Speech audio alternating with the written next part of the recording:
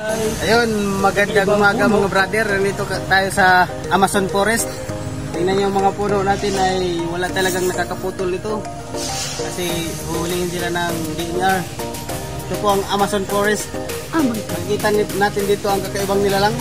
Meron isang kakaibang nilalang mga brother. Ito mga brother. Kakaibang nilalang. Sa Facebook. Marami dito ang mga kakaibang nilalang.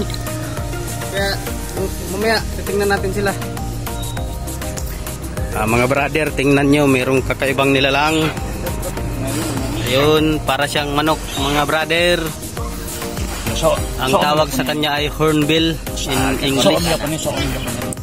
Malaki talaga siya mga brother. At yun pa mga brother, ayun mga brother, hornbill yan mga brother. Tsaka yan pa, tingnan nyo gano'n siya kalaki mga brother. Yung tao, kakaibang nilalang talaga mga brother. Yan, yun ang isa mga brother.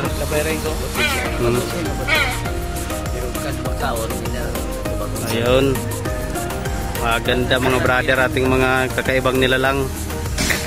Wala silang lubid, talagang sanay sila sa tao. Ayun o, hindi sila natatakot. Nilalang eh, naglihok-lihok na mga brother. Gusto na siyang makabuhi mga brother. Laki-laki ng sulo niya mga brother. Hornbill ko tawag dito mga brother. Kuya King! Gunite ba? Shout out kay Remando Pulbadura, ang kasamahan ko sa trabaho. Nagpapa-shout out kasi siya. Shout out sa'yo brother. Wala mo salo gid siya. Di mo salo. Kabig na. Masyal kita ang mata niya nakilid. Pilok ba? Kinahig pilok? Pwede, picture ko dito. Yan mga brother, meron pa dito mga kakaibang nilalang. Yan, baka pinsan nyo to mga brother, mga kamag-anak nyo to mga brother. Sabihan mo, kalahi mo. Yan o mga brother. Kuhiton ganyan mo. Hindi tayo magkumpiyansa, baka mamunal yan mga brother. Ayun o. Kamukha natin mga brother, baka dito tayo.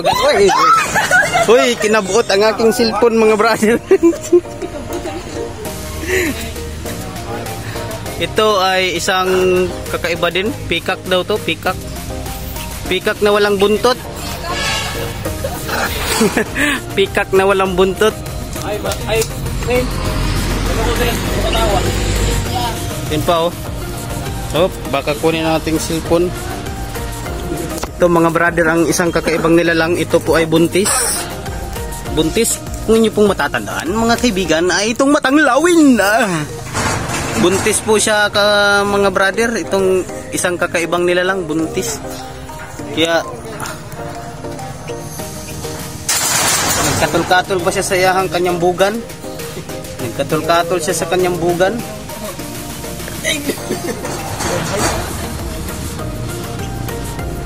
Nagkatol-katol siya sa kanyang bugan kasi hindi pa siya nagpa-prenatal. Kailangan niya nang magpa-prenatal mga brother. You know? Anong ginawa niya? Tinanggalan niya ng yung kaniyang bugan.